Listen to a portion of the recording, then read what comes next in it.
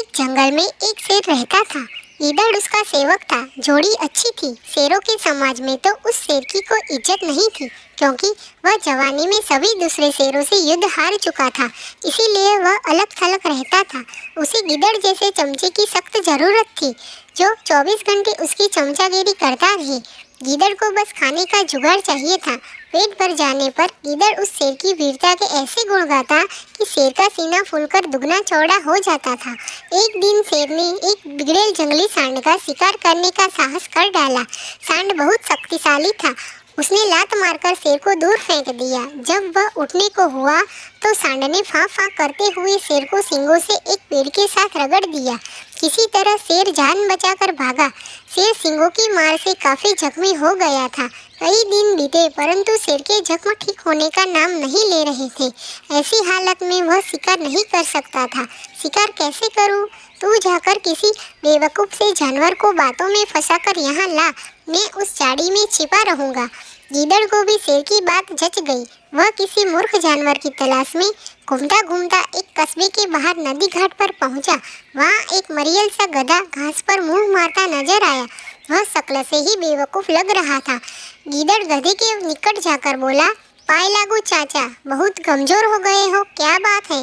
गधे ने अपना दुखड़ा रोया। क्या बताऊं भाई, जिस धोबी का मैं गधा हूँ वह बहुत क्रूर है। दिन भर धुलाई करवाता है और चारा कुछ देता नहीं। गीदड़ ने उसे न्योता दिया, चाचा मेरे साथ जंगल चलो, वहाँ बहुत हरी हरी घास है, खूब चरना, तुम्हारी सेहत बन जाएगी। गधे ने कान फड़फड़ाए, राम राम, मैं जंगल में कैसे रहूँगा? जंगली जानवर मुझे खा जाएंगे। चाचा तुम्हें शायद पता नहीं कि जंगल में एक बगुला भगत जी का सत्संग हुआ था। उसके बाद सारे जानवर शाकाहारी बन गए हैं। अब कोई किसी को नहीं खाता। गीदड़ बोला और कान के पास मुंह ले जाकर दाना फेंका। चाचू, पास के कस्बे से बेचारी गधी भी अपने धोबी मालिक के अत्याचारों से तंग आकर जंगल में आ गई थी। वहाँ हरी हरी घास खाकर वह खूब लहरा गई है। तुम उसके साथ घर बसा लेना।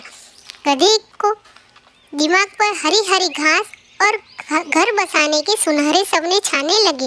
वह गीदड़ के साथ जंगल की ओर चल दिया। जंगल में गीदड़ गधे को उसी झाड़ी के पास ले गया जिसमें शेर छिपा बैठा था। इससे पहले कि शेर पंजा मारता, गधे को झाड़ी में शेर की नीली बत्तियों की तरह चमकती आंखें नजर आ गई। वह डरकर उछला। गधा भागा और भागता ही गया। शेर बुझे स्वर में गीदड़ से बोला, भाई इस बार मैं तैयार नहीं था, तुम उसे दोबारा लाओ, इस बार गलती नहीं होगी। गीदड़ दोबारा उस गधे की तलाश में कस्बे में पहुंचा। उसे देखते ही बोला, चाचा तुमने तो मेरी नाक कटवा दी, तुम अपनी दुल्हन से डरकर भाग गए। उस झाड़ी में मुझे दो चमकती आंखें दिखाई दी थी, जैसे शेर की होती है। मैं भागता नहीं तो क्या करता? गधे ने शिकायत की। गीदड़ झूठ मूठ कर माथा पीट कर बोला, चाचा ओ चाचा, तुम भी निरे मूर्ख हो। उस झाड़ी में तुम्हारी दुल्हन थी।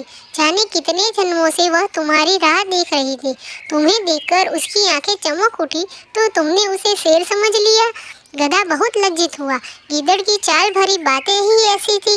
गधा फिर उसके साथ चल पड़ा। जंगल में झाड़ी के पास पहुंचते ही शेर ने नुकीले पंजों से उसे मार गिराया। इस प्रकार शेर व गीदड़ का भोजन जुटा। सीख यही है, दूसरों की चिकनी चुपड़ी बातों में आने की मूर्खता कभी नहीं करनी चाहिए।